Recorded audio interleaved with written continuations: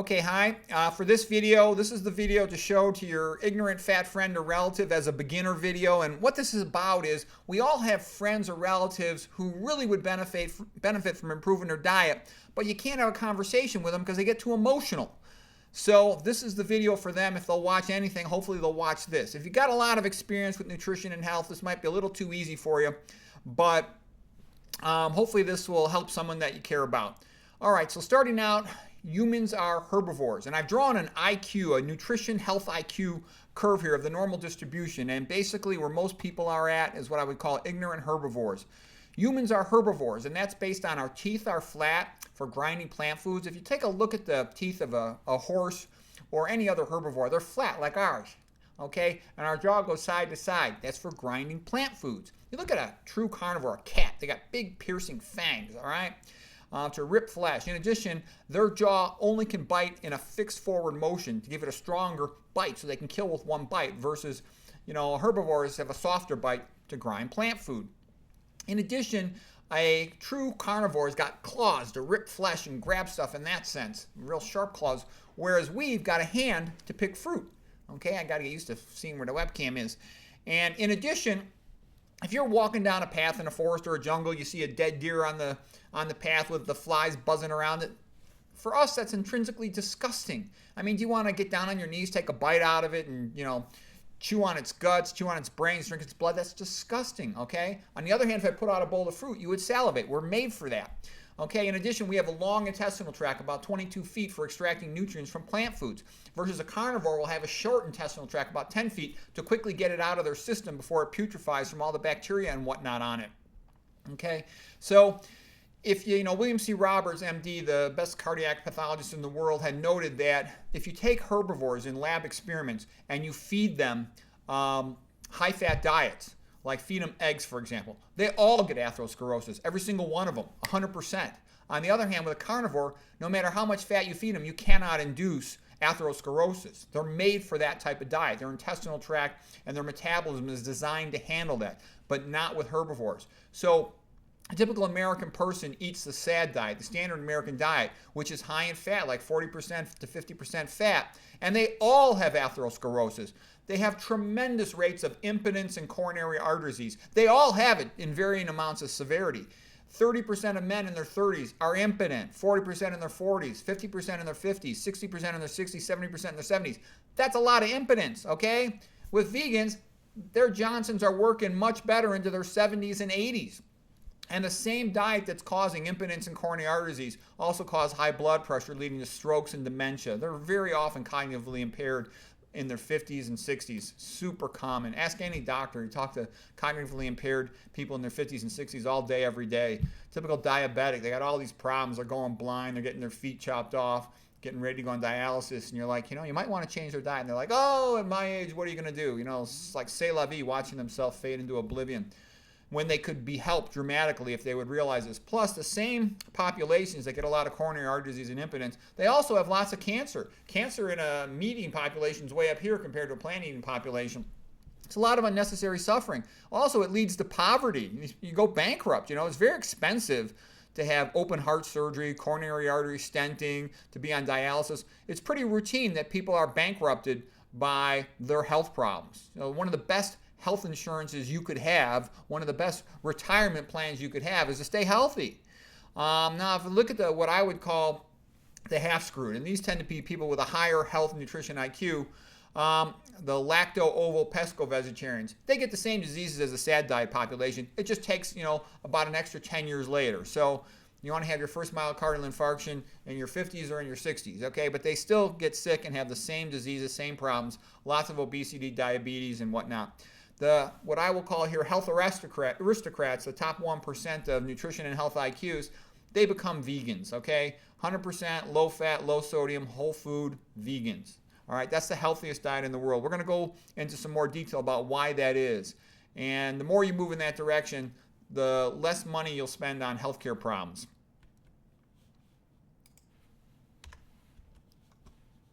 Okay, so what are some of the benefits of eating this low sodium, low fat, whole food vegan diet? When I say whole food, I mean, you buy beans, you buy blueberries, carrots, lettuce. One thing. There's no ingredient list. Okay, these are just real whole foods. We talked about this, and we'll go into a little more detail here. Obesity and high-fat diets associated with diabetes. It's the fat itself. It's a dietary fat. Diabetes is a lipid disease. It's not a carbohydrate disease. That's an important thing to understand. It's a high dietary fat that induces insulin resistance and leads to diabetes. And then the diabetes causes damage to the nerves, neuropathy, to the eyes, retinopathy, to the kidneys, nephropathy, to the blood vessels throughout the body, vasculopathy. That's why diabetics are constantly getting their feet amputated, because they have no blood flow down to their feet. They're going blind. They're losing their kidneys. It's very sad. Diabetics suffer terrible things. It's like torture, and type 2 diabetes, just don't eat fat, okay? Reduce your dietary fat intake, okay? You don't have to be a genius to do that. And then you'd ask yourself, well, how do you know that I'm telling you the correct information? Because you've heard a lot of things, There's all kinds of, for everybody telling about the vegan diet on the internet, there's 1,000 more, or 10,000, 1 million more views of people talking about nonsense like the paleo diet, for example. That's a high-fat diet. It's going to lead to increased insulin resistance, and it's going to increase the risk of having all these problems. So anyways, how can you know that what I'm telling you is correct? It's easy. Just look at the epidemiology. Look around the world. Look at the populations, for example, that ate the traditional rice diets. When the Asian populations ate 80 to 90% of the calories of rice, they almost never had any obesity, any diabetes. Okay, look at other populations still eating old-fashioned plant-based diets.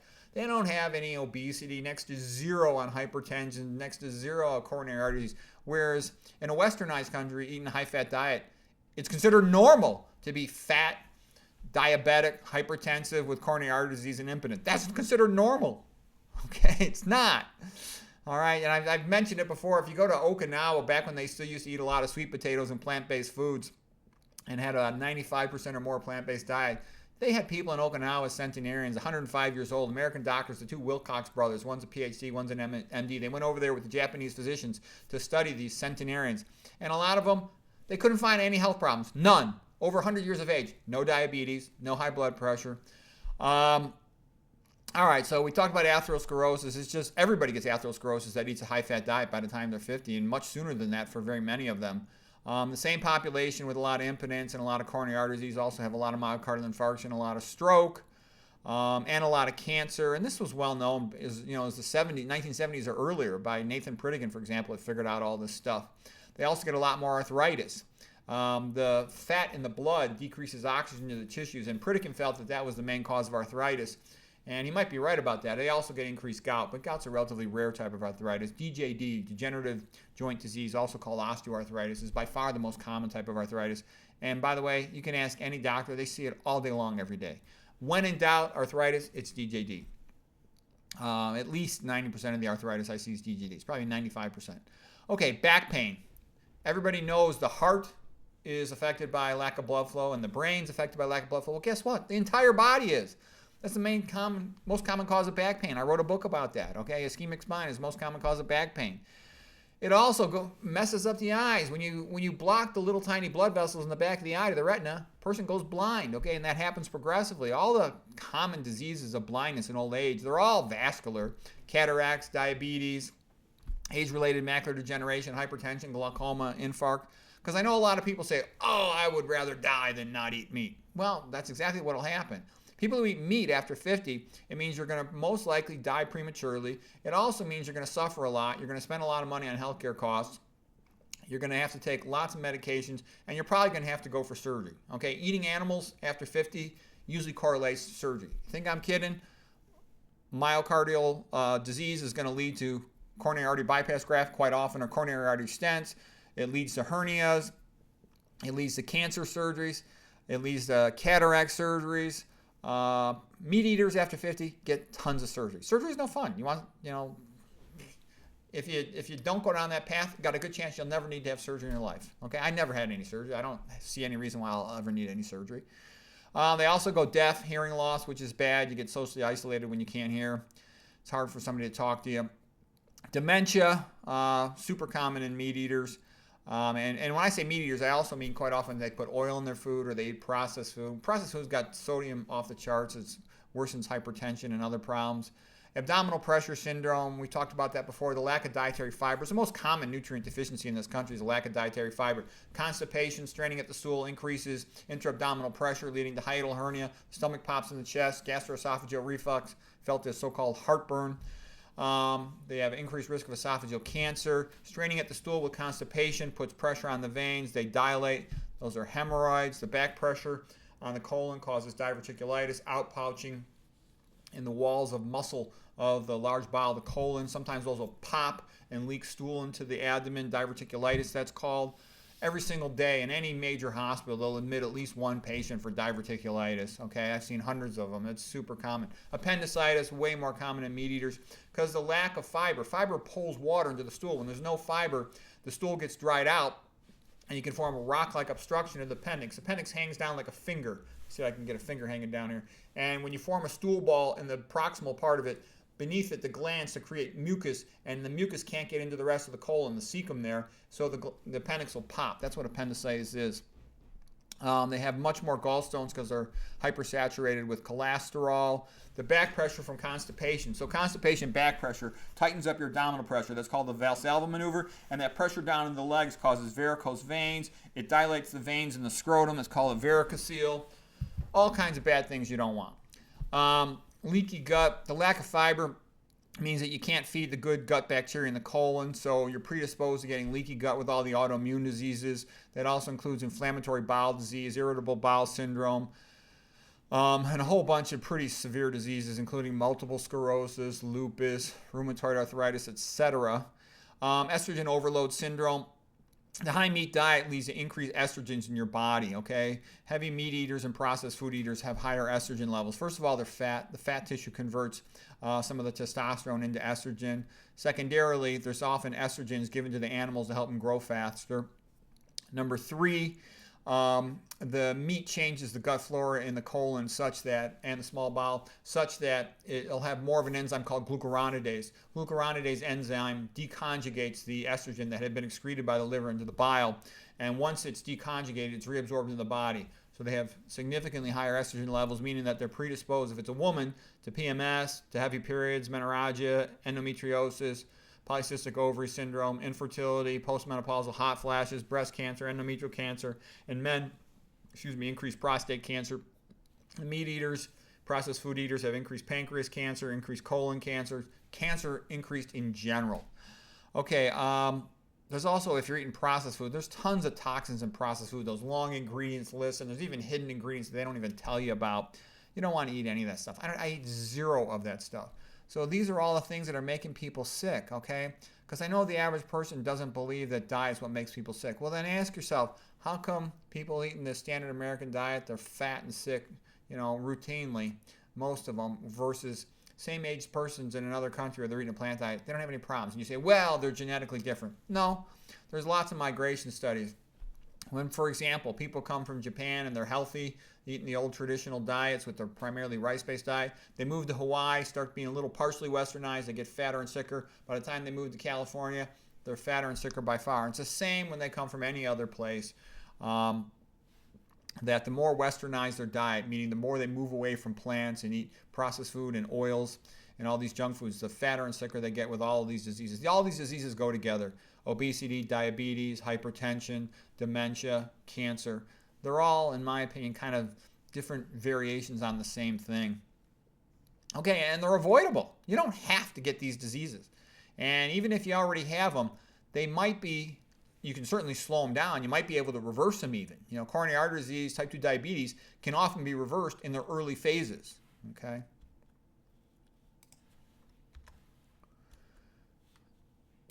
So I just want to share this with you because, a lot of people that are fat and sick, they just said, well, this is my fate. I've tried a bunch of different diets. It's hopeless. Nothing works. Everybody knows exercise more, eat less. And that doesn't work. You have to change what you eat. That's what actually works.